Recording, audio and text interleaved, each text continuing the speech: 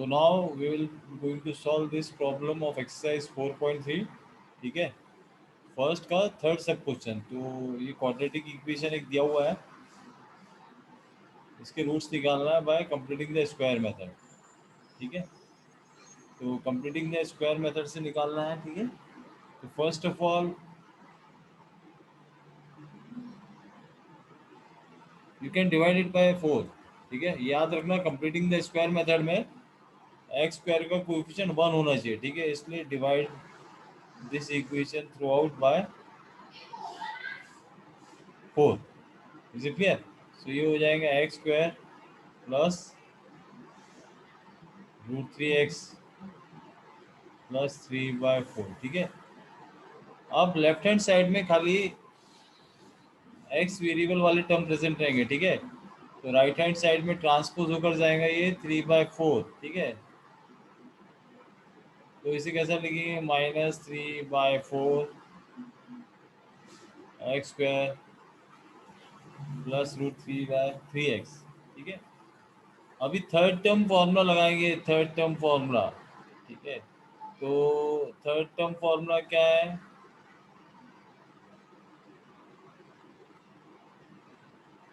Middle term का square. तो middle term है इसका √3 अपॉन 4 इंटू फर्स्ट टर्म यानी यहाँ पे इसका कोएफिशिएंट क्या है, 1 है। तो ये इस तरीके से आ गया, तो ये आ गया √3 का स्क्वायर 3/4 आ गया थर्ड टर्म। ठीक है, सो ये ऐड करना पड़ेगा both the side of the equation. ठीक है, ऐड 3/4 ऑन बोथ साइड्स। ठीक है, तो ये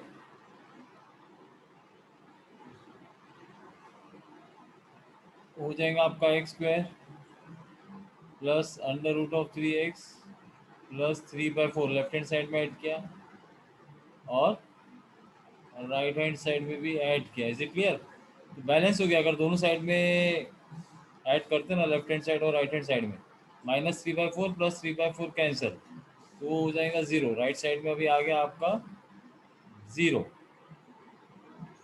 अभी x square plus √3x plus 3/4 है। ठीक है, तो इसमें आपको डायरेक्टली आइडेंटिटी लगाना है बस। अब ये तीन टर्म बोलने से एक आइडेंटिटी में कवर हो जाते हैं, वो होता है a plus B whole square. यहाँ पे a की जगह आ जाएगा x। ठीक है, और ये a स्क्वायर है। Is it clear?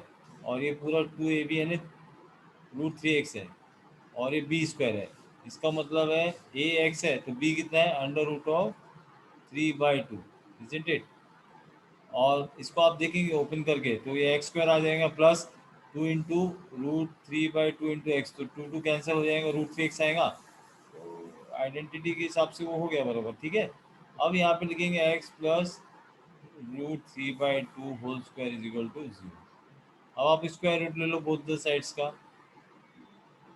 ठीक है, तो वो 0 ही आएगा,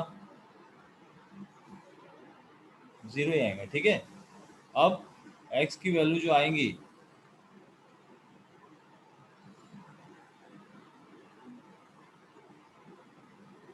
√3/2 लेफ्ट साइड में ट्रांसपोज हो जाएगा, तो x is equal to -√3/2। So this is our value of x which will satisfy this quadratic equation. तो इसमें दो वैल्यू नहीं आ रही है। ठीक है, -√3/2 एक ही वैल्यू आ रही है जो ये इसको इक्वेशन को सेटिस्फाई कर रही है। ठीक है,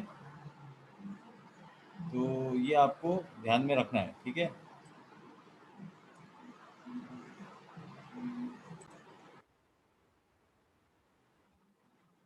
now this problem is from exercise 4.3 question number 3 का सेकंड सब क्वेश्चन है। ठीक है, तो यहाँ पे भी रूट्स निकालना है क्वाड्रेटिक इक्वेशन की। You have to find out the roots of the quadratic equation. ठीक है, अब यहाँ पे जो प्रॉब्लम दिया हुआ है, प्रॉब्लम टू बी कंसिडर्ड, ये प्रॉब्लम दिया हुआ है। ठीक है, ये दिया है प्रॉब्लम, या ये क्वाड्रेटिक इक्वेशन ही है, पता चल जाएगा आपको अभी फिलहाल। लेकिन यहाँ पे ये चीज़ ध्यान में रखना, x is not equal to -4 and 7। वो क्यों बोला गया है? क्योंकि x के वैल्यू अगर -4 आ जाएंगी तो ये पूरा टर्म 0 हो जाएगा। और 1/0 क्या होता है, not defined. Is it clear? उसी तरीके से यहाँ पे अगर 7 आ जाएगा एक्स की जगह, तो वो भी 1/0 आ जाएगा, जो कि वो नॉट डिफाइंड और इन्फिनिटी। Is it clear? तो इसलिए पहले उसने बता दिया कि एक्स की जो वैल्यू आएंगी आपके आंसर में, तो -4 और 7 को छोड़ के रहेंगे। Is it clear? क्योंकि आप सोल्यूशन निकालने के बाद वहाँ पुट करके देखोगे यहाँ पे एक्स की वैल्यू, तो वो इक्वल टू 11/30 आना चाहिए। ठीक है, तो अभी देखेंगे इसको। So what we will do, यहाँ पर हम इसको क्रॉस मल्टीप्लाई कर लेंगे, एलसीएम ले लेंगे, दोनों एक ही चीज़ है। Is it clear? तो 1 × x - 7 क्रॉस मल्टीप्लाई बोलो या एलसीएम बोलो, बात एक ही है। Is it clear? और यहाँ पे 1 × x + 4, फिर डिनोमीटर में ये x + 4 multiply by x - 7 is equal to 11/30। अब यहाँ पे पहला तो टर्म वैसे रहेगा जब, लेकिन दूसरा टर्म जो रहेगा x + 4, तो ब्रैकेट के अंदर x + 4, ब्रैकेट के पहले माइनस साइन है, तो माइनस साइन इंटरचेंज हो जाएगी, इंटरचेंज करेंगे, माइनस इंटू प्लस माइनस, फिर माइनस इंटू प्लस माइनस, इस तरीके से।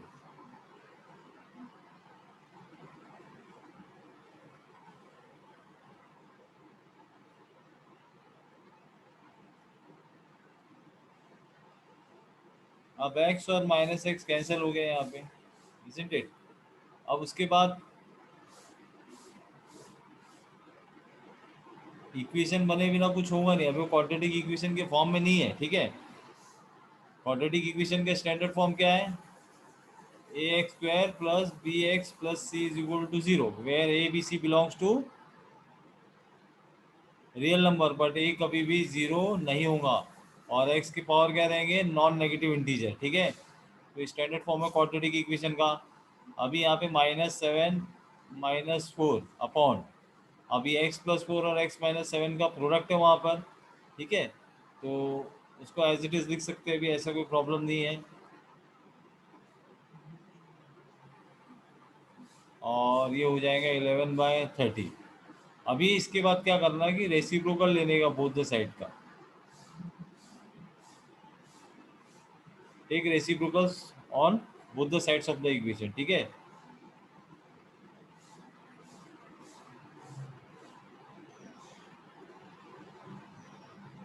ठीक है, तो ये हो जाएगा x + 4,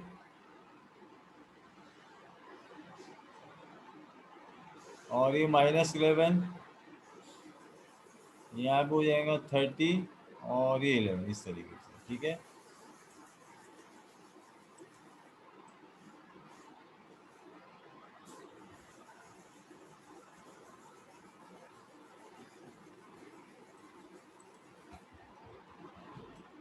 तो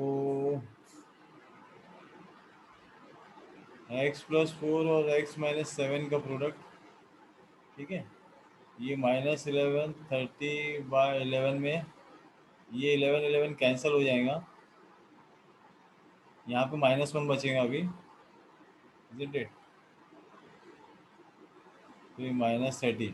अब x + 4 मल्टीप्लाई बाय x - 7, तो एक एक पहले x मल्टीप्लाई होगा x - 7 से, so you will get x² - 7x, then +4x -28, तो ये हो जाएगा x² - 3x -28 -30, फिर x² -3x -28 +30 is equal to 0, फिर x² -3x +2 is equal to 0, इस तरीके से। तो क्वाड्रेटिक इक्वेशन आ गया है अभी, है ना? अभी फैक्टराइज फैक्टराइजेशन मेथड से उसके फैक्टर्स निकाल लेते हैं, that means by splitting the middle term. ठीक है, तो x² -3x +2 is equal to 0, ए की वैल्यू 1 है, बी की वैल्यू -3 है, सी की वैल्यू 2 है। तो ए और सी का जो प्रोडक्ट आ रहा है आपके पास, वो आ रहा है 2, है ना? तो 2 को 2 × 1 लिख सकते हैं, या -2 × -1, और -2 -1 बोलने से -3 होता है, जो कि मिलता है बी, और -2 मल्टीप्लाई बाय -1 जो कि होता है 2, इजंट इट? और वो यहाँ पे मिल रहा है इस तरीके से। तो फैक्टर्स भी आगे उसके, इसे लिखेंगे x² - 2x - 1x + 2 is equal to 0, ये दोनों में कॉमन है x, तो ये हो जाएगा x माइनस टू। फिर यहाँ पे -1 लिखेंगे, x माइनस टू। इसके फैक्टर्स आ रहे हैं x माइनस वन और x माइनस टू।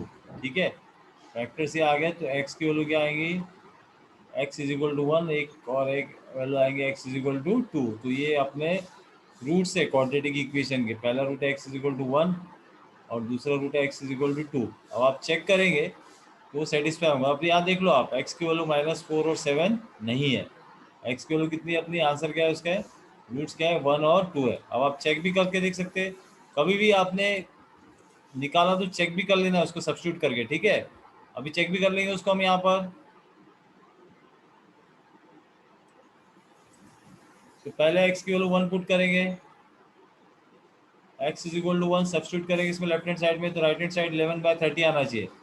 1 + 4 5, 1 - 7 -6। अब आप देखेंगे इसको, लिख सकते हैं 1/5 + 1/6। इसका एलसीएम हो जाएगा यहाँ पे 30। ठीक है, 30, और ये यहाँ पे 5 + 6/30, तो आ रहा है 11/30।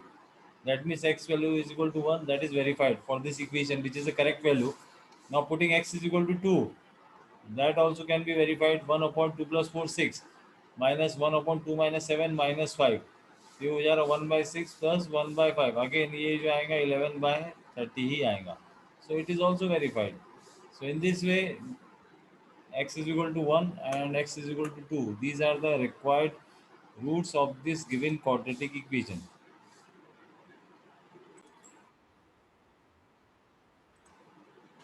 तो ये एक्सरसाइज 4.3 का प्रॉब्लम नंबर 9 है, इसका सोल्यूशन देखेंगे। ठीक है, तो ये टैप ए और टैप बी दोनों अलग अलग डायमीटर के टैप है। टैप ए जो है उसका डायमीटर बड़ा है, टैप बी जो इसका डायमीटर छोटा है।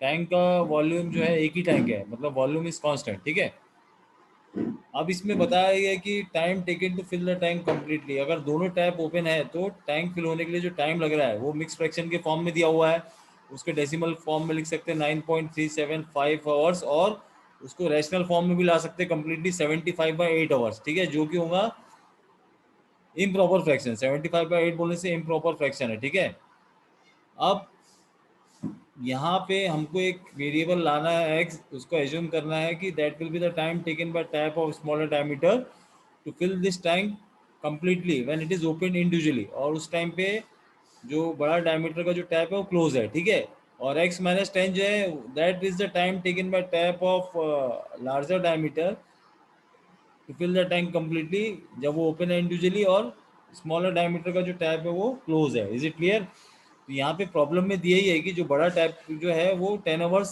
कम लेता है सेम टैंक फिल करने के लिए। ठीक है, तो ये सारी चीज़ें आ गई अब यहाँ पे। अब थोड़ा सा ध्यान देना आपको, और वो इस चीज़ पे है कि नाउ एक्स जो है, अब मैं यूनिटरी मेथड यूज़ करूँगा, मैं यूनिटरी मेथड। ठीक है,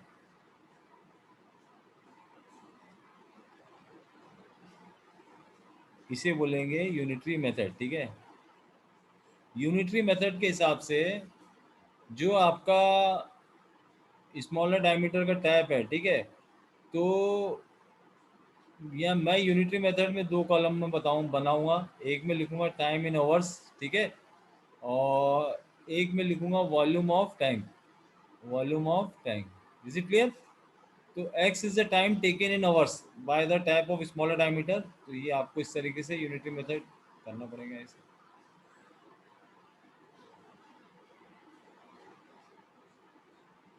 तो x आवर में ना वो 100% टैंक फिलअप कर रहा है, तो उसमें 100% मतलब 1 डालेंगे। Is it clear? Complete tank is filling 100%, तो 100% की जगह मैं यहाँ पे डाल रहा हूँ कि 100% tank is fill. Is it clear? X hour में। अभी मुझे ये नहीं पता ना, मैं बताऊंगा कि यूनिट आवर में कितना टैंक फिल करेगा, तो ये क्वेश्चन मार्क हो गया। ठीक है, यूनिट आवर में वन वन आवर में कितना वॉल्यूम ऑफ टैंक फिलअप होगा। Is it clear? तो इसमें डाल दूंगा V1 is the volume filled in 1 our. Is it clear? तो अब मैं क्या करूंगा, दोनों के बीच में क्रॉस मल्टीप्लाई करूंगा, दोनों के बीच में क्रॉस मल्टीप्लाई करूंगा इस तरीके से, इस तरीके से। तो यहाँ पे डालूंगा x into V1 is equal to 1 into 1, तो V1 हो जाएगा 1/x। यानी यूनिट आवर में कितना टैंक फिल कर रहा है वो। अगर स्मॉलर टैप चलेगा तो 1 घंटे में कितना वॉल्यूम ऑफ टैंक फिलअप करेगा वो 1/x। Is it clear? So 1 hour में वो 1/x volume of the tank fill up कर रहा है स्मॉलर डायमीटर का जो टैप है वो। ठीक है, ये यूनिटरी मेथड आ गया। इससे स्मॉलर डायमीटर जो है 1 आवर में कितना वॉल्यूम ऑफ टैंक फिलअप कर रहा है वो निकाल लिया। उसी तरीके से same unitary method will be applied to calculate the volume of tank filled by the tap of larger diameter in 1 hour। ठीक है, I have to rub this because जरूरी हो गया। Again unitary method,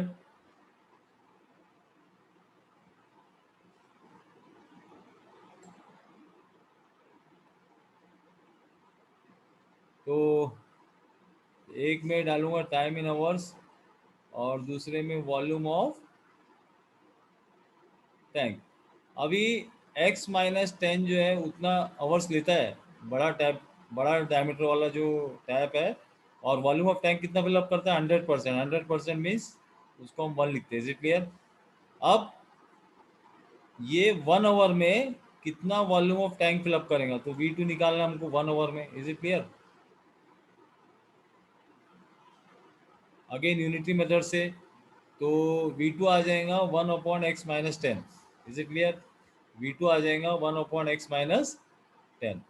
ठीक है, V2 आ जाएगा 1/x-10। तो V2 आ गया 1/x-10 और V1 आ गया 1/x। Is it clear? तो V1 और V2 आ गया है। V1 है 1/x, V2 है 1/x-10। ठीक है, अब हमारे प्रॉब्लम का सॉल्यूशन आ जाएगा क्योंकि क्वाड्रेटिक इक्वेशन बनेगा इससे। I am rubbing this, I am rubbing this.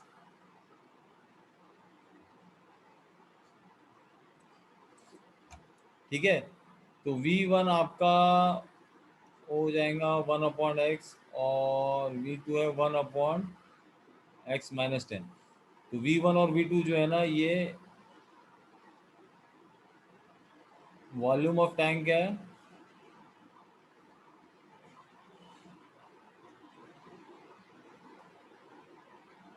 Fill by taps A and B in 1 our. Is it clear? अब आगे बढ़ेंगे। हमको पता है कि दोनों टैप जब साइमल्टेनियसली काम कर रहे थे तो वो कितना आवर्स काम किए, वो उन्होंने 9.375 आवर्स, 9.375 आवर्स दोनों टैप साइमल्टेनियसली, यानी टैप ए भी 9.375 आवर्स काम किया और टैप बी भी उतने ही घंटे काम किया। यानी उसको मैं इम्प्रोवर फ्रैक्शन के फॉर्म में भी लिख के मैं अपने प्रॉब्लम का सोल्यूशन बढ़ा सकता हूँ, तो वो ज़्यादा ईजी रहेगा। Is it clear?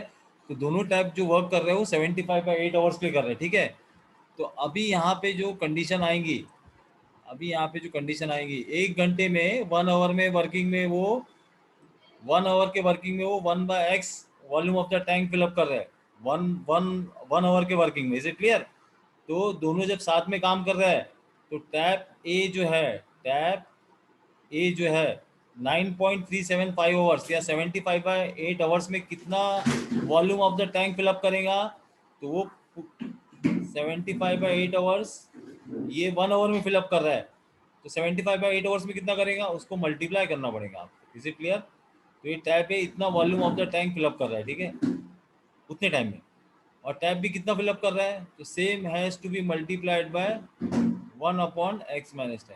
और ये दोनों बोलने से वॉल्यूम ही है। This is the volume of the tank filled by tap 1 in 9.375 hours, and this is the volume of the tank filled by tap B in 9.375 hours। और ये दोनों मिला के total volume of the tank होगा, that is 100%, that means it is equal to 1। Is it clear? अब इससे आपका quadratic equation आ जाएगा। Is it clear?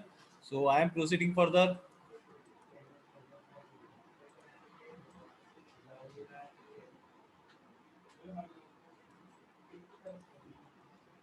So I will multiply this throughout by 8/75। ठीक है, तो ये इजी इजी करने के लिए कर रहा हूँ मैं, सिंप्लीफाई करने के लिए। ठीक है, तो ये 75/8 कैंसिल हो जाएगा और यहाँ पे आ जाएगा 8/75। तो ये जो अभी इक्वेशन है ये क्या है, 1/x plus 1/x-10 is equal to 8/75। अब इसके पहले जो मैंने प्रॉब्लम कराया था सेम उसी टाइप का है इसका सॉल्यूशन आगे का, क्योंकि क्वाड्रेटिक इक्वेशन फॉर्म होगा अभी आपको पता ही है ना। मैं इसको सॉल्व करूंगा अभी आगे।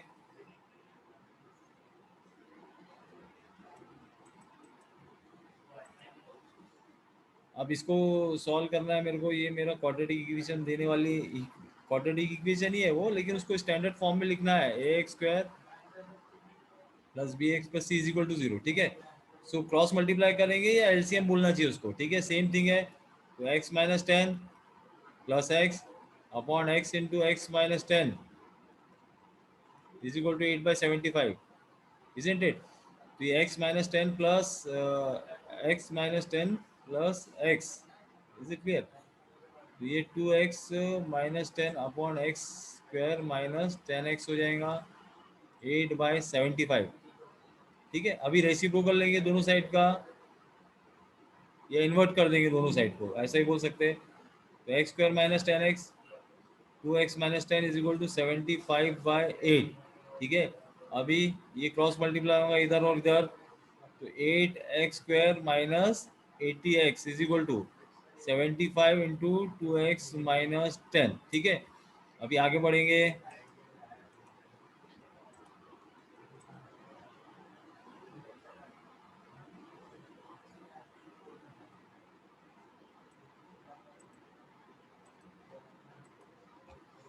तो ये हो जाएगा 8x² माइनस 80x, 75 टू जा 150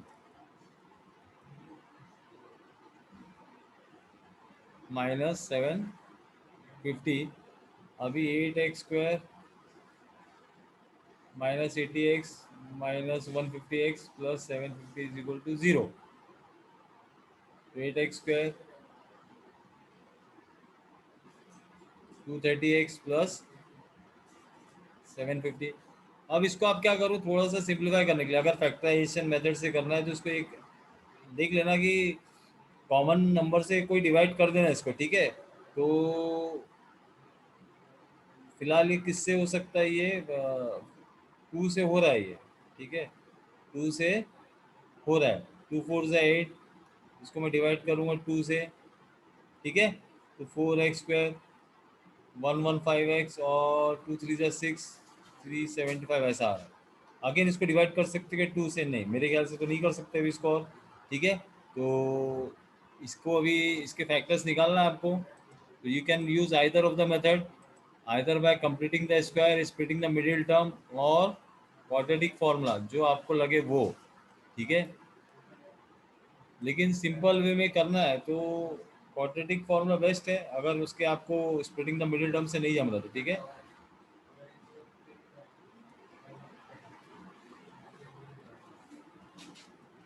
तो यहाँ पे a है 4, b है -115, c है 375। तो a और c का प्रोडक्ट कितना हो जाएगा, 1500 I think it is so, क्योंकि बराबर, और b जो है -115 है ना। तो a और c को कैसा, मतलब b को कैसा स्प्लिट करेंगे ताकि वो मल्टीप्लाई करने पे 1500 आया और ऐड या सब्ट्रैक्ट करने पे 115 आया, इज इट क्लियर?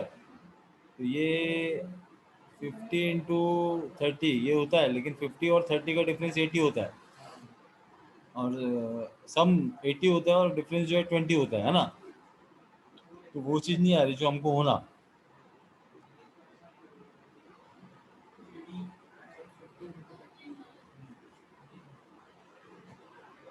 150 × 10, हाँ 150 × 10 तो होता है 1500, लेकिन 150 - 10 जो है वो 140 होगा, और ऐड किया तो 160 होगा, इज इट क्लियर? तो भी नहीं आ रहा है। अभी कैसे करेंगे, फिर इसके फैक्टर्स क्या होंगे? फिर तो इसके फैक्टर्स जो है -100 -15 रहेंगे, ठीक है। अभी मैं इसको 4x² -100x minus 15x plus 375 is equal to 0 लिखूंगा, ठीक है। अभी 4x कॉमन ले सकते हो ये दोनों टर्म में से, तो हो जाएगा x माइनस 25। फिर यहाँ पे 15 कॉमन लूंगा, x माइनस 25 ऐसा। अब यहाँ पर आ जाएगा x माइनस 25 और 4x minus 15 is equal to 0। Is it clear? तो x के दो वैल्यूज आ रहे हैं यहाँ से। अभी x के दो वैल्यूज आ रहे हैं फैक्टर्स के according, x is equal to 25 and x is equal to 15/4, क्योंकि 4x minus 15 is equal to 0 होगा ये। Is it clear? तो x की वैल्यू जो है 25 है और एक x की वैल्यू है 15/4, ठीक है। तो मैं 25 ले रहा हूँ, जैसे x की वैल्यू क्या ले रहा हूँ मैं 25। सो x की वैल्यू 25 लिया ना, तो that is the time taken by smaller diameter pipe, time taken by smaller tap, तो वो है 25 आवर्स। Is it clear? और same time taken by larger diameter का जो टैप है वो है कितना था, x माइनस 10, तो कितना हो जाएगा 25 माइनस 10, 15 आवर्स, इस तरीके से। Is it clear? अब चेक करके देख लेंगे जो हमने निकाला हो वैल्यू सही है कि नहीं है। तो 1/x, नहीं, जो इक्वेशन है बराबर है, वो चेक करके देख सकते हैं आप। तो ये जो वैल्यू है ना 15/4, 15/4, 15 बाय, हाँ 15/4 जो है, 15/4, वो वैल्यू सही आंसर देगी क्या? बताइए आप मेरे को। हेलो, हैंग हो गया। हेलो विधि।